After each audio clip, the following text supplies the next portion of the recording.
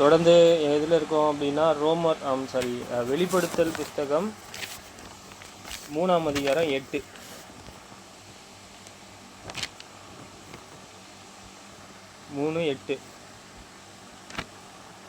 உன் கிரியைகளை அறிந்திருக்கிறேன். உனக்கு கொஞ்சம் பலன் இருந்தும் நீ என் நாமத்தை மறுதலியாமல் என் வார்த்தைகளை கை கொண்டபடியால் இதோ திறந்த வாசலை உனக்கு முன்பாக வைக்கிறேன், அதை ஒருவரும் பூட்ட மாட்டான். இது யாரு? ஜெயங்கொள்கிறவன். யாரு அப்படின்னா, இங்கே ஒரு சபை இருக்கு. அந்த சபைக்கு தேவன் சொல்றாரு, உனக்கு கொஞ்சம் பலன் இருக்கு, இருந்தாலும் உன் கிரியைகளையும் அறிந்திருக்கிறேன்னு சொல்றார். அவர் எதை கண்டு அவருக்கு திறந்த வாசலை வச்சிருக்காரு அப்படின்னா, உங்களுடைய கிரியைகள். நம்ம என்ன பார்க்குறோம் அப்படின்னா, இது நடந்தது, நடக்க போகுது, நடக்கக்கூடியது எல்லாத்தையுமே சொல்றாரு. இது யாரு அப்படின்னா, மறைபொருளை அறிவிக்கிறது, அதை கட்ட வைக்கிறது, கொடுக்கிறது, உன்னை உருவாக்குறது யாரு? பரலோகத்தின் தேவன். தானியேலு சொல்றாரு அதை.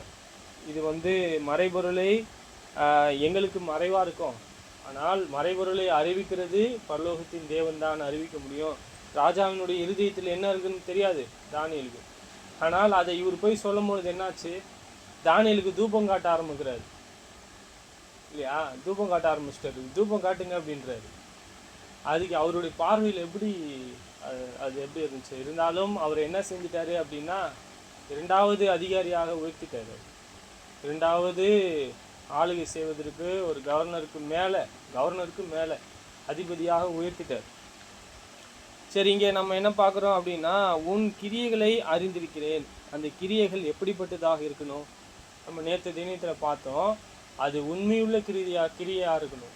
அது இரக்கத்தை செய்யக்கூடிய கிரியாக இருக்கணும். இயேசுவினிடத்தில் இருந்த அந்த எல்லா குணாதிசயங்கள் உள்ள கிரியைகளாக இருக்கணும். துன்மார்க்கம் உள்ள கிரியைகளை குறித்து என்ன நினைக்கிறீங்க நீங்கள்? அது ரொம்ப தவறான, தேவனுடைய கற்பனையை அறிந்து கொள்ள முடியாத, மோசப்பட்டு இருக்கக்கூடிய கிரியைகளாக இருக்கிறது. இங்கே யாரு நம்ம நேற்று தினத்தில் பார்த்தோம்? எபேசியர்கள் புஸ்தகத்தை பார்க்கணும் அப்படின்னா தீமோத்தி புஸ்தகத்தை ஃபுல்லாக வாசிக்கணும். தீமோத்தி புஸ்தகத்தில் எப்படிலாம் இருக்கிறாங்க, அவங்க மோசப்பட்டு இருக்கிறாங்க. எபேசியரில் யார் இருக்கா? தீமோத்தி அங்கே தான் இருக்காரு. அவங்க எப்படிலாம் இருக்கிறாங்கன்ட்டு நம்ம பிற்பாடு வாய்ப்பு கிடைக்கும் போது அந்த புஸ்தகத்தை குறித்து நம்ம பார்க்க முடியும். உன் கிரியைகளை அறிந்திருக்கிறேன். உனக்கு கொஞ்சம் பலன் இருந்தும் நீ என் நாமத்தை மறுதலியாமல் என் வசனத்தை கை கொண்டபடியால் இதோ திறந்த வாசலை உனக்கு முன்பாக வைக்கிறேன்.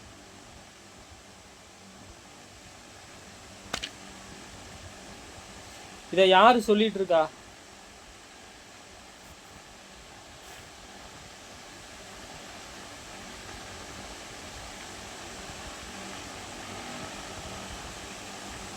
இது யாரு சொல்லிட்டு இருக்கா?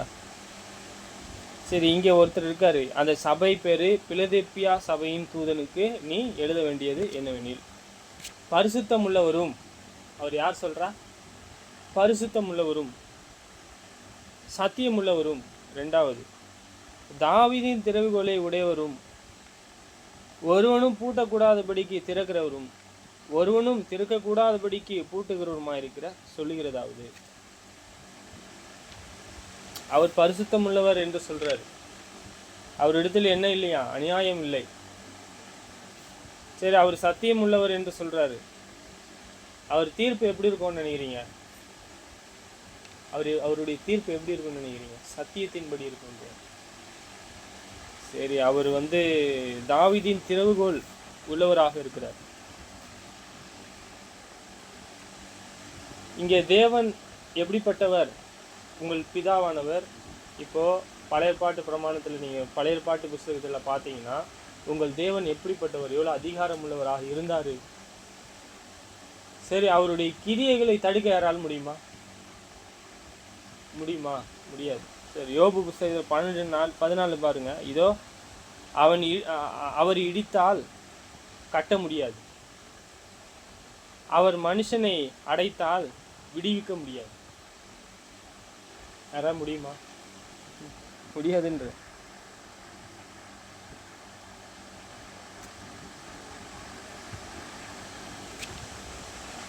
சரி, இங்கே தாவீதை குறித்து ஒரு ஒரு ஒரு காரியங்களை குறித்து நாம் பார்க்கும் பொழுது, தாவீதானவர் தேவனுடைய பாதையை, தேவனை எப்படியாக பிரியப்படுத்தணும் என்கிற எல்லா வழியையும் அறிந்தார். நம்ம தொடர்ந்து நாம் பார்க்க முடியும். தேவனானவர் இந்த உலகத்திலே நம்மை உண்டாக்கி, எதற்காக தேவனானவர் நம்மளை உண்டாக்கி வைத்திருக்கிறார்? ஒரு கேள்வி. சரி, இதை நீ தெரிஞ்சுக்கணும்னா மனுஷனுடைய சுய ஞானத்தில் தேடக்கூடாது. தேவ ஞானம் என்ன சொல்லுது? தேவனானவர் எதற்காக மனுஷனை உண்டாக்கினார்? தேவனை தேடுகிற உணர்வுள்ளவன் உண்டோ என்று பூமி எங்கும் பார்க்கிறார். தேவனை தேடுகிற அண்டர்ஸ்டாண்டிங் யாருக்கு இருக்கும்? அவரை பயந்து அவர் கற்பனைகளை கை கொள்கிறது. தாவீதை குறித்து நீங்கள் என்ன நினைக்கிறீங்க? தேவனுடைய இருதயத்துக்கு எவ்வளோ பிரியமாக இருந்திருக்காரு.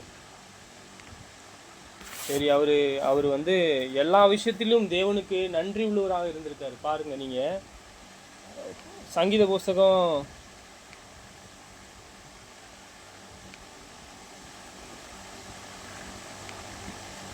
141.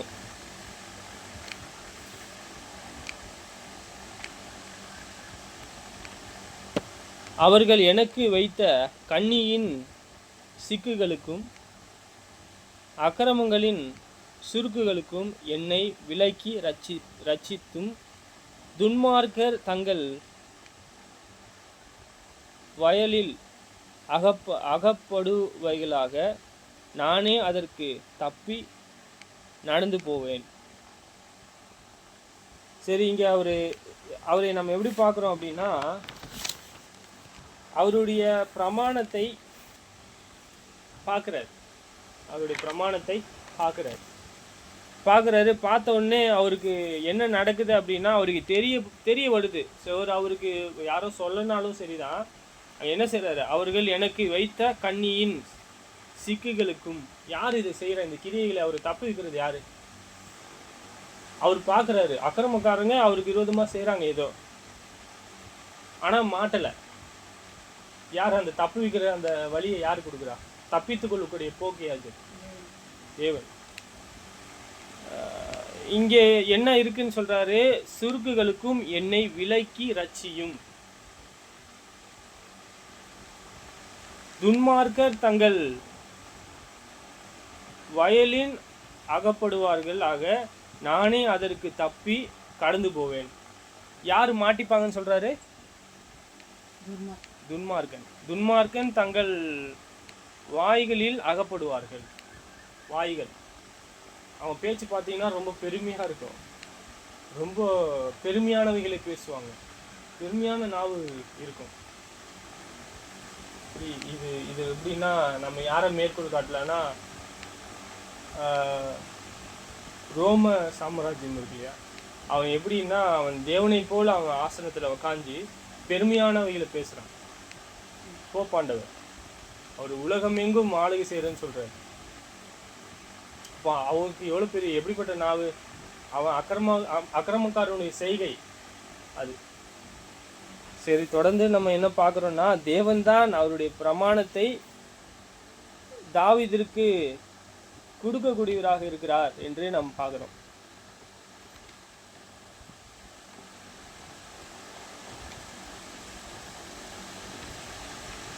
என்ன நம்ம பார்க்குறோம் அப்படின்னா, தாவீதுக்கு தேவனுடைய வார்த்தையில் பிரியமாக இருந்தது நிமித்தமே, புரியுதுங்களா, இந்த அக்கிரமக்காரனுடைய செய்கையை குறித்து அவர் விலகி சென்றதை நாம் காணுகிறோம். இந்த காரியத்தை செய்தது யாரு? தேவனுடைய பிரமாணத்தை தான் தாவீதுக்கு கொடுத்துருக்காரு.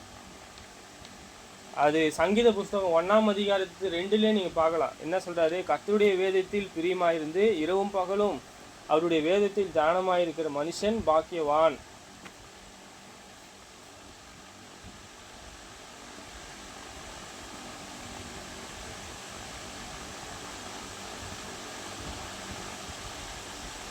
சரி, துன்மார்க்கர் அப்படி கிடையாது.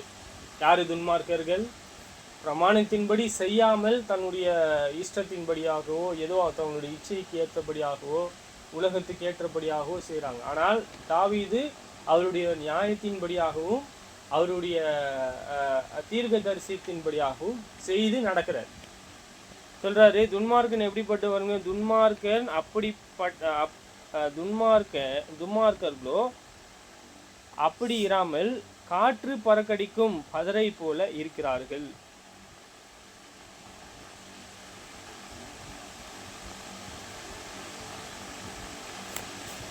சரிங்க, நம்ம தொடர்ந்து தாவீதுக்கு தேவனானவர் நன்மை செய்தார் என்றால் தொடர்ந்து இவர் என்ன செஞ்சார்? அவருடைய சாலமோன் சவுல் அவரை துரத்தும் போதும் சரி, அவருக்கு எந்த இடுக்கணும் அவர் செய்யலை. அவர் என்ன செஞ்சார்? அவர் நீதியை தான் செய்தார் என்பதாக நம்ம பார்க்கிறோம்.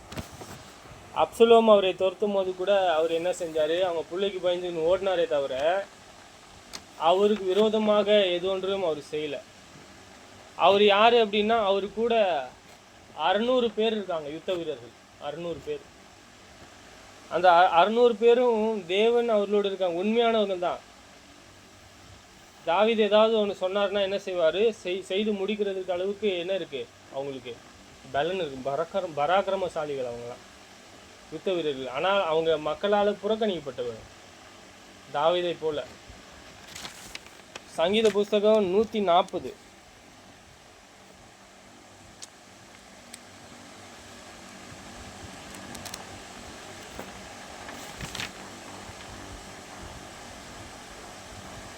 சரி, அகங்காரிகள் எனக்கு கண்ணியையும்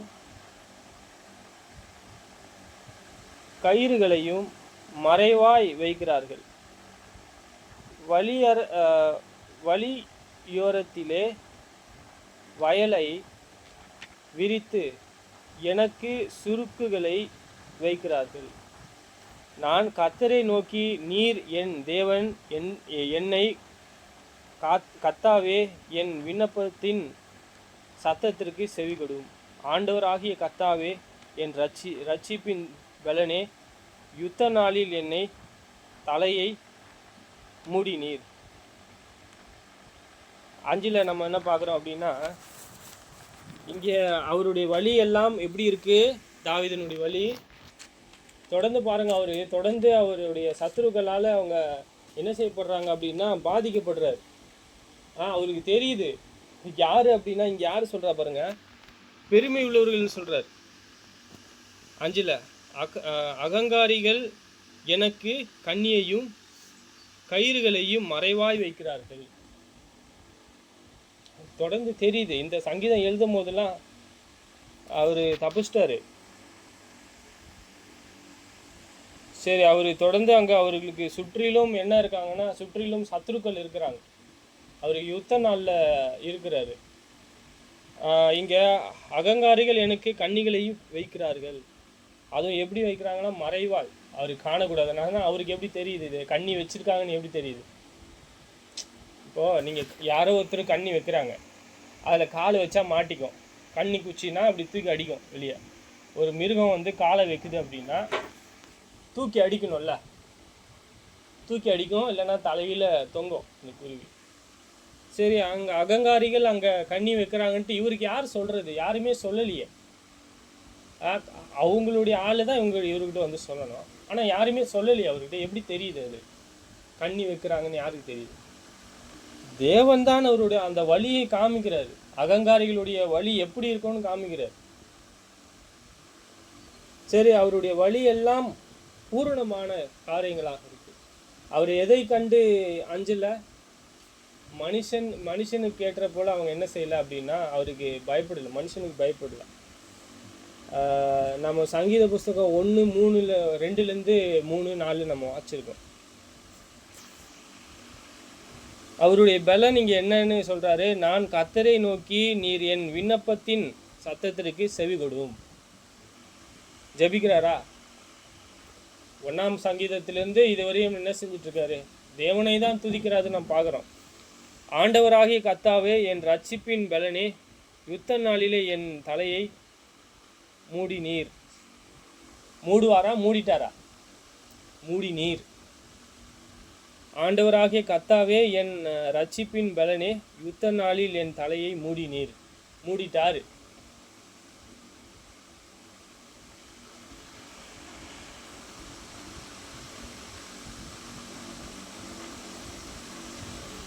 துன்மார்க்கனுடைய ஆசை என்னன்னா, இங்கே தாவீது கீழே விழுணும்னு சொல்லி. தாவீது இருக்கக்கூடாது அங்கே துன்மார்க்களுக்கு. தாவீது எங்கேயா ஓடிடணும், இல்லைன்னா அவர் செத்துடணும். இதுதான் ஒரு காரியம். கர்த்தாவே, துன்மார்க்கருடைய ஆலோசனைகள் சித்தியாதபடியும் அவன் தன்னை உயர்த்தாதபடியும் அவனுடைய யோசனையை நடத்த வேண்டாதையும் என்னை வளைத்து கொள்கிற அவர்களுடைய உதடுகளின் தீவுகளில் அவைகள் தலையோடு முடிவதாக. சரிங்க, நம்ம என்ன பார்க்குறோன்னா, தொடர்ந்து தாவீதானவர் அவர் செய்த செயலை எல்லாம் குறித்து வச்சுக்கிறார். தேவனானவர் அவருக்கு என்ன செஞ்சாரு, துன்மார்க்களை எப்படியெல்லாம் துன்மார்க்கத்திலிருந்து காப்பாற்றினாரு, தேவனானவர் அவருடைய ஆலோசனைகள் எப்படியாக இருக்கிறது, இவரை அழிந்து போகணும்னு நினைக்கிறாரு, தேவனானவர் அந்த கண்ணிலேருந்து இவரை காப்பாற்றுறாரு. தொடர்ந்து அதை நினைக்கிறாரு, நன்றி கூறுறார். அவர் என்ன செய்கிறாரு, இது இதில் பார்த்தோன்னா, இந்த செயலை செய்கிற அவரை அந்த செயலை என்ன செஞ்சுக்கிறாரு, ஞாபகம் வச்சுக்கிறார், மார்க் பண்ணிக்கிறார். செயலை மார்க் பண்ணிட்டு அவரை புகழ்றாரு. சங்கீதம் 77.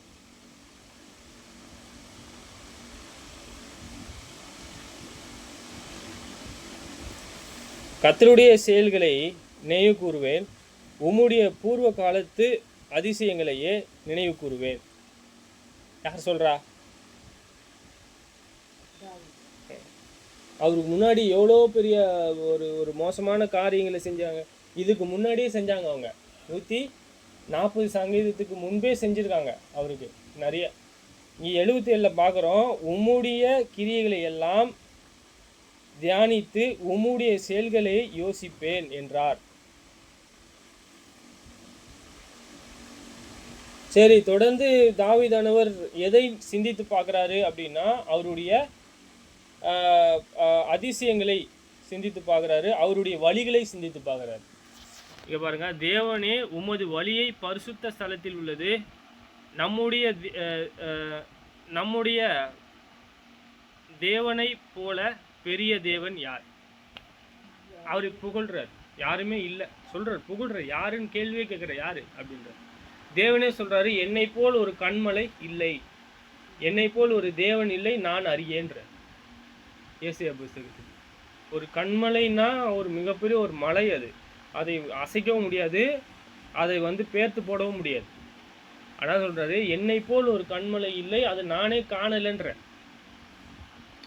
இங்க தேவனே உமது வழியை பரிசுத்த ஸ்தலத்தில் உள்ளது, சியோனை தான் சொல்றாரு, ஹெவன். அது நம்முடைய தேவனை போல பெரிய தேவன் யார்? அவர் என்ன செஞ்சிட்டாரு அப்படின்னா, அவரை சத்துருக்கள் கையில் இதுவரையும் அவர் கொடுக்கல. அவங்க என்ன வேணா செஞ்சிருக்கலாம், கொலை செய்திருக்கலாம், அடிச்சிருக்கலாம், துன்பப்படுத்திருக்கலாம், அவருடைய ஆவி அவரிடத்திலிருந்து எடுத்திருக்கலாம், என்ன வேணா செஞ்சிருக்கலாம். ஆனால் எதுக்கு செய்யலை, ஏன் செய்யலை? யோயாக்கீம் ராஜா அவரை குறித்து தீர்க்க தரிசனம் முறைக்கப்பட்டிருக்கு, தெரியுமா உங்களுக்கு? தன்னுடைய எருசலேமை குறித்து இஸ்ரவேலர்கள் அவரை குறித்து என்ன செஞ்சுருக்காங்க அப்படின்னா, தாவீதின் திறவுகோலை அவர்கிட்ட கொடுக்குறேன்னு சொல்லியிருக்காரு, என் ஜனங்கள் அவனை ஆளுவாங்கன்னு சொல்லியிருக்காரு. இதுக்கு முன்னாடி யோயாக்கீம் ராஜாவுக்கு முன்னாடி இருந்த அந்த ராஜாவுக்கு அந்த வஸ்திரத்தை எடுத்து உனக்கு கொடுக்குறேன்றார். அவன் ஏன் செஞ்சான்? அவன் வழியெல்லாம் பொல்லாத வழி, அவன் தேவனுடைய பார்வைக்கு செம்மையானது செய்யலை. அவன் எப்படி அவனுக்கு இருதயத்திலே அவனுடைய வாயில கிட்டி சேர்றாங்க, ஆனால் அவங்களுடைய இருதயமே தூரமாக இருக்குன்னு எசேக்கியேல் புஸ்தகத்தில் சொல்கிறார். நீங்கள் எசேக்கியேல் புஸ்தகத்தில் நீங்கள் வாசிச்சிங்கன்னா ரொம்ப சாரஸ்யமான புஸ்தகமாக இருக்கும். சரி, இங்கே நம்ம என்ன பார்க்குறோன்னா, அதிசயங்களை செய்கிற தேவன் நீரே, ஜனங்களுக்குள்ளே உம்முடைய வல்லமையை விளங்க பண்ணினீர்.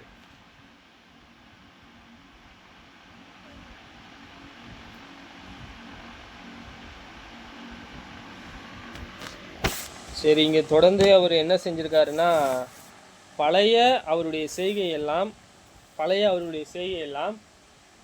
அவர் நினைத்து பார்த்து அதுக்கு நன்றி உள்ளவராக இருக்கிறதை குறித்து நாம் பார்க்குறோம். நம்ம என்னைக்காவது அது மாதிரி இருக்கிறோமா? தேவன் செய்த அந்த செயலையை நம்ம தொடர்ந்து நன்றி சொல்லக்கூடியவர்களாக இருக்கணும். இயேசு கூட சொல்லியிருக்காரு, நன்றி சொல்ற எப்பவுமே நன்றி.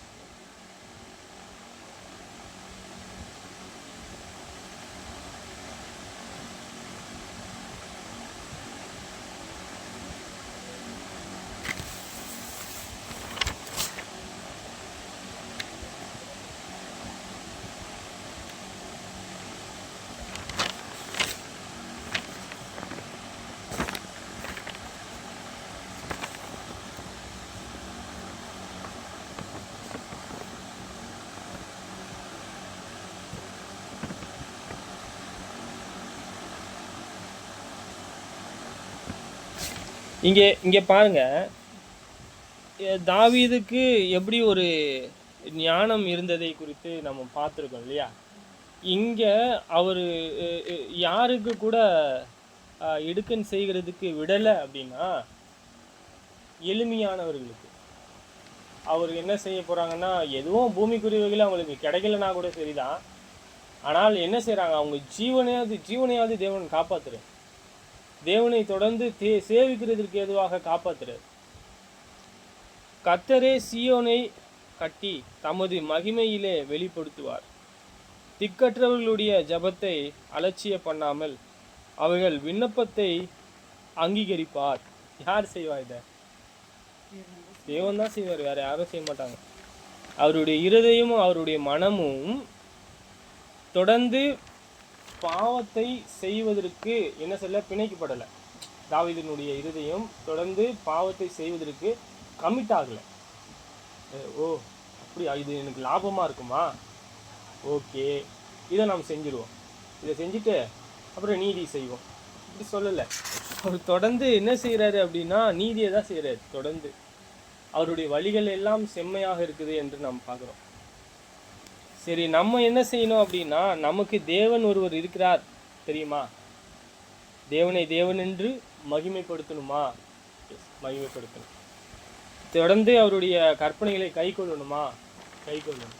நம்ம உண்டாக்கப்பட்ட நோக்கம் அவரை மகிமைப்படுத்துவதா? மகிமைப்படுத்தணும்.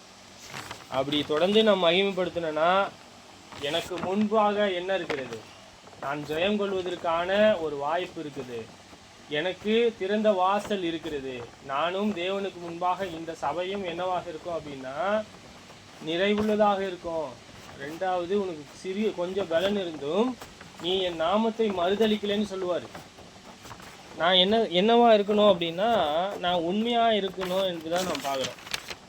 உண்மை என்பது மிகப்பெரிய ஒரு வெளியேறப்பெற்ற ஒரு காரியம். இயேசுவானவர் எவ்வளோ உண்மையாக இருந்தார், மரண பரியந்தம் உண்மையாக இருந்தார்.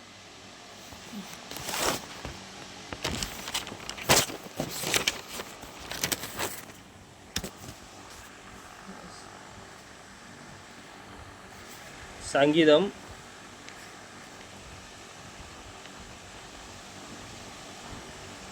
138 5-8.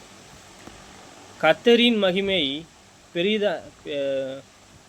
பெரியதாய் இருப்பதினால் அவர்கள் கர்த்தரின் வழியை பாடுவார்கள். கர்த்தர் உயர்ந்தவராயிருந்தும் தாழ்மை உள்ளவனை நோக்கி பார்க்கிறார். மேட்டுமையானவைகளை துரத்தி தூரத்திலிருந்து அறிகிறார். நான் துன்மார்க்கரின் நடுவிலே நடந்தாலும் நீர் என்னை உயிர்ப்பிப்பீர். என் சத்துருக்களின் கோபத்திற்கு விரோதமாக உமது கையை நீட்டுவீர். உமது வலது கரம் என்னை ரட்சிக்கும். கர்த்தர் எனக்காக யாவையும் செய்து முடிப்பார். கர்த்தாவே, உமது கிருபை என்றுமுள்ளது. உமது கரத்தின் கிரியைகளை நெகிழ விடாதிருப்பீராக.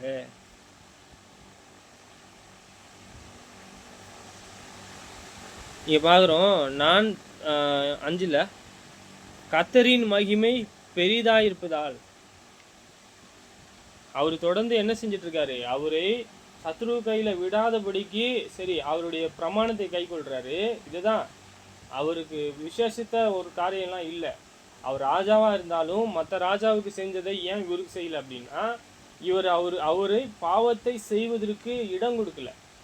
அவரை தொடர்ந்து புகழ்றாரு. அதுக்கு பதிலாக என்ன செய்யணும், ஓ எனக்கு இப்படி இருக்கா, நான் புகழ்கிறேன் தேவனை. தேவன் யார் தொடர்ந்து யார் மேலே நம்பிக்கை இருந்தா, தேவன் மேலே. சத்ருக்களை என்ன செஞ்சிட்டாரு, சத்ருக்களை தொடர்ந்து அவங்க என் பலத்தை பார்க்கலும் அதிக பலவான்களாக இருக்கிறாங்க, ஒருத்தர் கிடையாது. ஆனால் அவரை சுற்றியும் சத்ருக்கள் தான் எழுப்பி விட்டுறாரு எல்லாரையும். ஏன்னா இவருடைய இருதயம் என்னன்னு தேவனுக்கு தெரியும். தேவன் தொடர்ந்து அவரை பிரியப்படுத்துவதற்காக தாவீதை தொடர்ந்து என்ன செஞ்சிருக்காரு, இப்படிப்பட்ட சோதனையை கொடுத்து என்ன செய்தாரு, தேவனை புகழுவதற்காக ஏற்படுத்தி வச்சிருக்காரு. தேவனை புகழுவதற்கான ஒரு மனுஷன் தான் தாவீதாக இருந்திருக்காரு, காணப்பட்டிருக்காரு. எவ்வளோ பெரிய ஞானம்! சங்கீத புஸ்தகத்தெல்லாம் நீங்கள் வாசிக்கும் போது அவரை மகிமைப்படுத்துவதற்கான வழியை தாவீதும் சொல்கிறார். எப்படிலாம் மகிமைப்படுத்துகிறோம், எனக்கு ஒரு துன்பம் வருது அப்படின்னா உடனே அவரிடத்துல நம்ம என்ன செய்யணும், நம்ம கேட்கக்கூடியவர்களாக இருக்கணும். கர்த்தரின் மகிமை பெரிதாக இருப்பதால் அவர்கள் கர்த்தரின் வழியை பாடுவார்கள். கர்த்தர் உயர்ந்தவராயிருந்தும் தாழ்மை உள்ளவனை நோக்கி பார்க்கிறார். அவர் ராஜா தான் எத்தனைக்கும். அவர் நினச்சிருந்தா அவர் சிங்காசனத்தில் உக்காந்துன்னு ஆளலாம். தேவன் கேட்டால் தருவார். அது அவர் என்ன செய்யலைன்னா அவருடைய சித்தம்னு சொல்லிட்டு அவர் போயிட்டார். அவர் 10 வருஷத்துக்கு மேலே அவர் அபிஷேகம் பண்ணி அவர் ராஜ்யபாரமே பண்ணலை. கர்த்தர் உயர்ந்தவராயிருந்தும் தாழ்மை உள்ளவனை நோக்கி பார்க்கிறார். எவ்வளோ பெரிய ஒரு அவர் தாழ்மையாக கீழே பார்க்குறதுக்கே எவ்வளோ ஞானம் வேணும், எவ்வளோ தாழ்மை வேணும், எவ்வளோ தாழ்மை வேணும். ஏன் அப்படி பார்க்குறாரு, கர்த்தரை தேடுகிற உணர்வுள்ளவன் உண்டோ என்று. அப்போ இங்கே தாவீது தேவனுடைய பார்வையில் என்னவா இருக்காரு, தேவனை தேடக்கூடிய உணர்வுள்ள மனுஷன். அவனுக்கு தான் தேவனை அறியக்கூடிய அறிவு தரார்.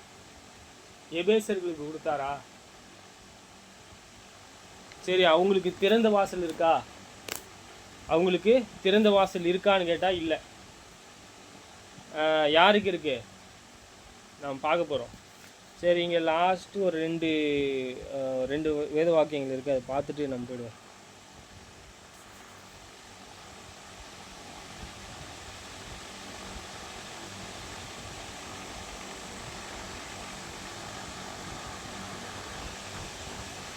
பின்பும் அவர் அவனை தள்ளி தாவீதை அவர்களுக்கு ராஜாவாக ஏற்படுத்தி, ஈசாயின் குமாரனாகிய தாவீதே என் இருதயத்துக்கு ஏற்றவனாக கண்டேன், எனக்கு சித்தமானவைகளை எல்லாம் அவன் செய்வான் என்று அவனை குறித்து சாட்சி கொடுத்தேன்.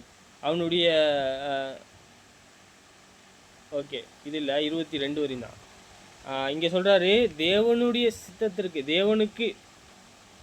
தேவன் மேலே நம்பிக்கையாக இருக்காரு. தொடர்ந்து ஈசாயின் குமாரன் சொல்கிறாரு, தாவீதை அவருடைய இருதயத்திற்கு ஏற்றவனாக கண்டேன்னு சொல்கிறாரு. தொடர்ந்து ஆடு மேய்ச்சின்னு தான் இருக்கிறாரு. இந்த சூழ்நிலையில் அவங்க சகோதரர்கள் தான் சவுளுடைய படை தளபதியாக சேவகர்களாக இருக்கிறாங்க. அவங்களே பராக்கிரமசாலிங்க தான். இருந்தாலும் இவர் என்ன 30 வயசு தான் ஆகுது, ஏறக்குறைய 30 வயசு தான் இருக்கு அவருக்கு. அவர் அங்கே ஆடு மேய்ச்சின்னு தான் இருக்கார், வேறு எதுவும் கிடையாது, ஆடு மேய்ச்சின்னு தான் இருக்கார். இருந்தாலும் சங்கீத புஸ்தகத்தெல்லாம் பார்த்தீங்கன்னா அவரை பிரியப்படுத்தி அவருக்கு விரோதமாக எந்த ஒரு காரியங்களும் வராதபடிக்கு அவரை பாதுகாக்கிறதுக்காகவே அவர் நன்றி உள்ளவராக இருக்கார். அவர் நன்றி உள்ளவராக இருக்கிறதுனால ஒழிய தேவனானவர் அவருடைய இருதயத்திற்கு ஏற்றவராக கண்டிருக்கார்.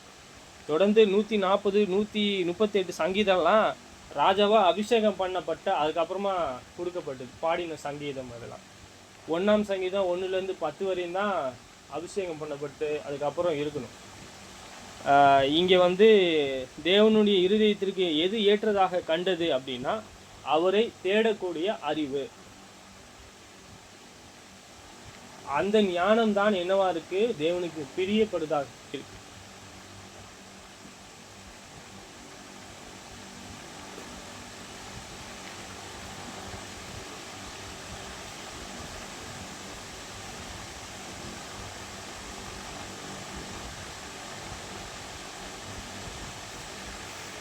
நீங்கள் தேவனை பிரியப்படுத்தணும் அப்படின்னா, தேவனை பிரியப்படுத்தணும்னா அவரை என்ன செய்யணும்? அவருடைய கற்பனைகளை அறிந்து கைக்கொள்ளணும்.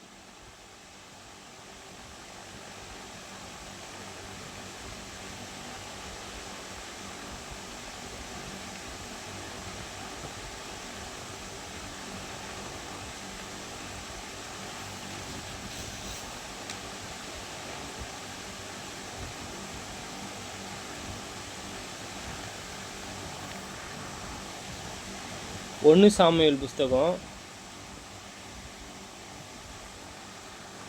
13:14. இப்பொழுதே உம்முடைய ராஜ்யபாரம் நிலைத்திருக்கிறது. கர்த்தர் தம்முடைய இருதயத்திற்கு ஏற்ற ஒரு மனுஷனை தமக்கு தேடி அவனை கர்த்தர் தம்முடைய ஜனங்கள் மேலே தலைவனாயிருக்க கட்டளையிட்டார்.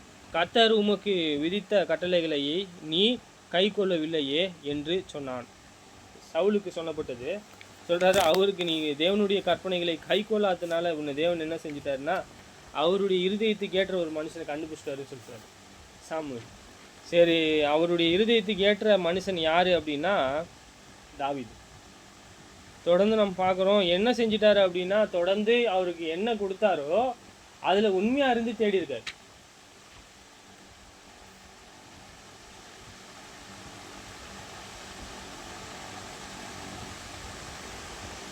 எண்பத்தி 20 சங்கீதம் 89 வேர்ஷன் 20.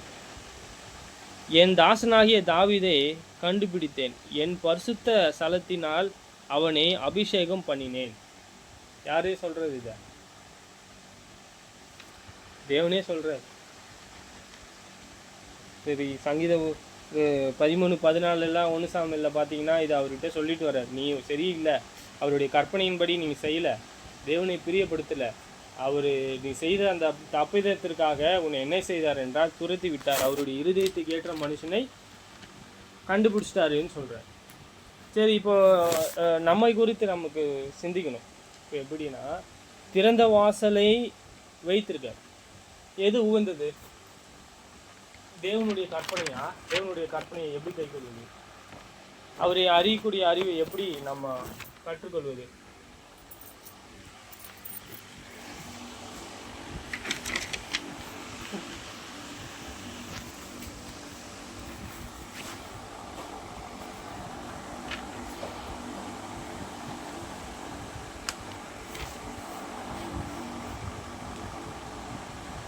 வெளிப்படுத்தல் 3:5 ஜெயம் கொள்கிறவன் எவனோ அவனுக்கு வெண்வஸ்திரம் தரிப்பிக்கப்படும்.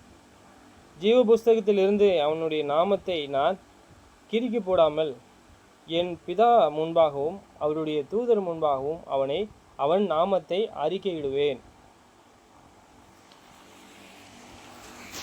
யாரு என்ன இருக்குது அவங்களுக்குன்னா, ஜீவன் இருக்கு, அவங்க பரலோகத்துக்கு உரிய ஒரு பிரஜை.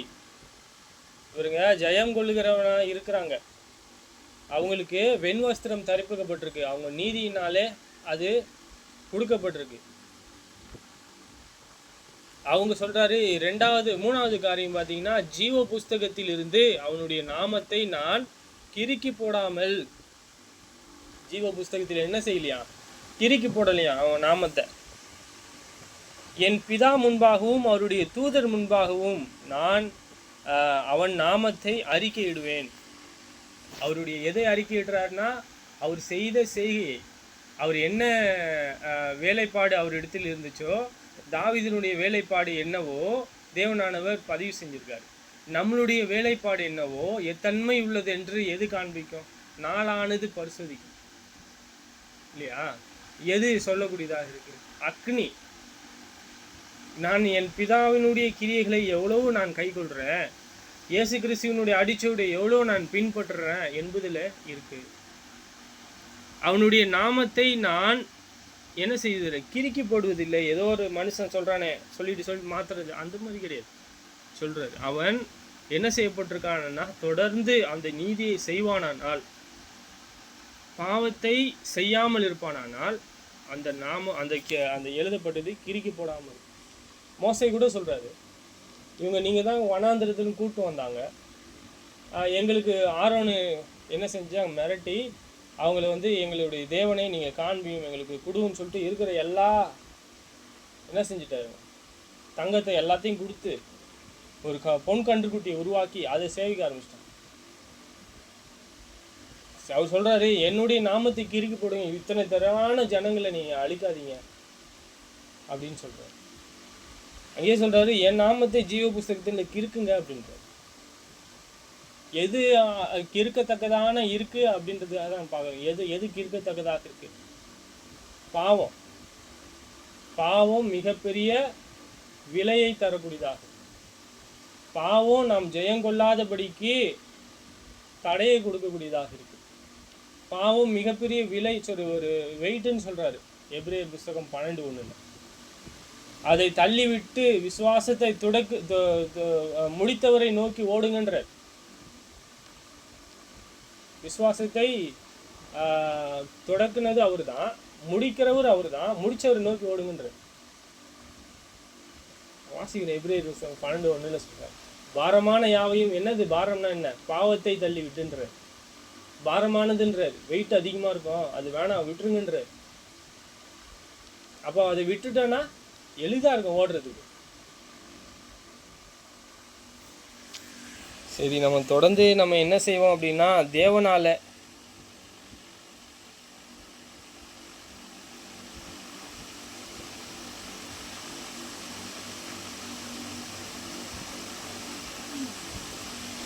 யாத்திராகம புஸ்தகம் 32-33-32 சொல்றாரு இதை மோசே, ஆகிலும் தேவரீர் அவைகள் பாவத்தை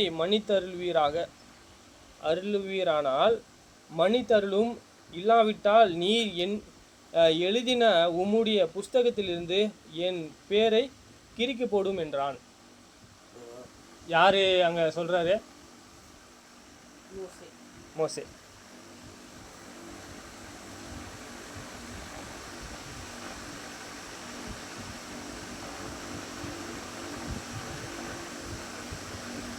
சரி, அப்பொழுது கர்த்தர் மோசையை நோக்கி, எனக்கு விரோதமாக பாவம் செய்தான் எவனோ அவன் பேரே என் புஸ்தகத்திலிருந்து கிறுக்கி போடுவேன்.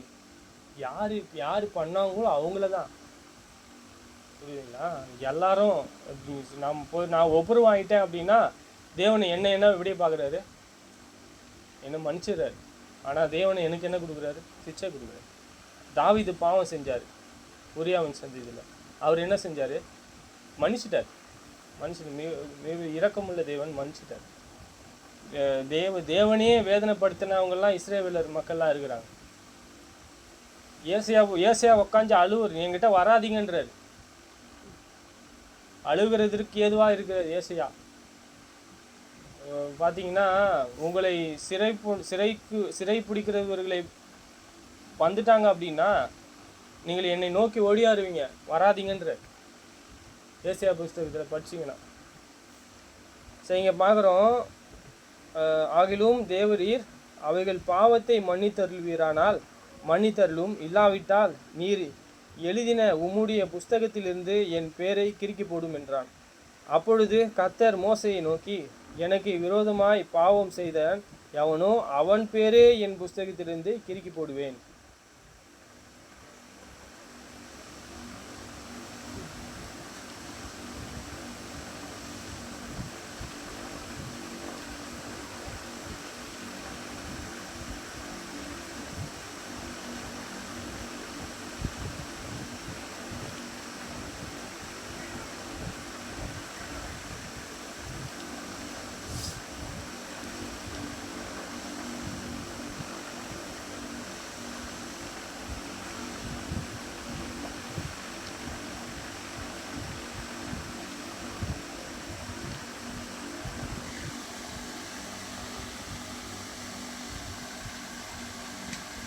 இங்கே பார்க்குறோம், ஒரு புஸ்தகம் ஒன்று இருக்கு இல்லையா, அதை பற்றி சொல்கிறாரு. வெளிப்படுத்தி 20:12. மருத்துவராகிய சிறியவரும் பெரியவரும். யார் சிறியவர் பெரியவர்?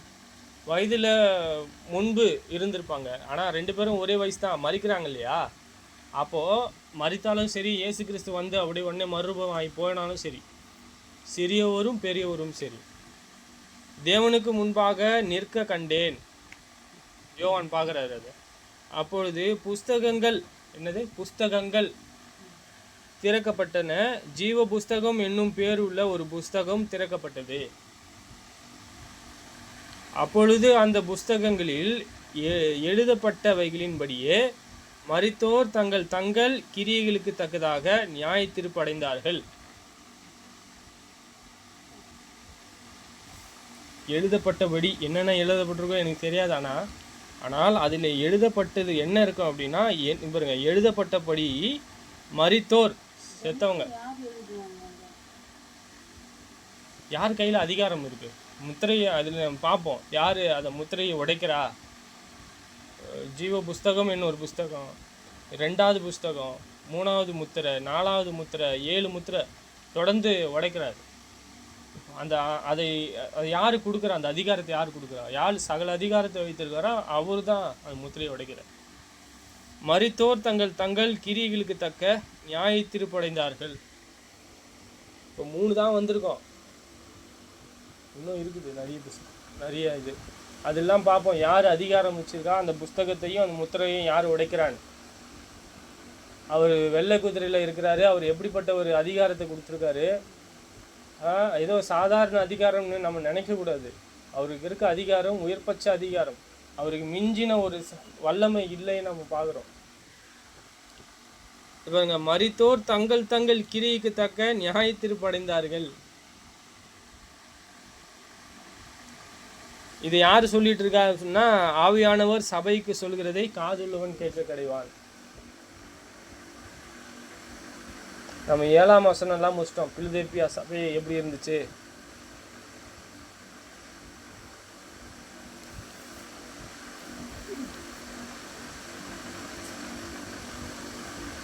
சரி, நம்ம தொடர்ந்து நம்ம வரக்கூடிய நாட்களில் நாம் பார்க்கக்கூடியவர்களாக இருப்போம்.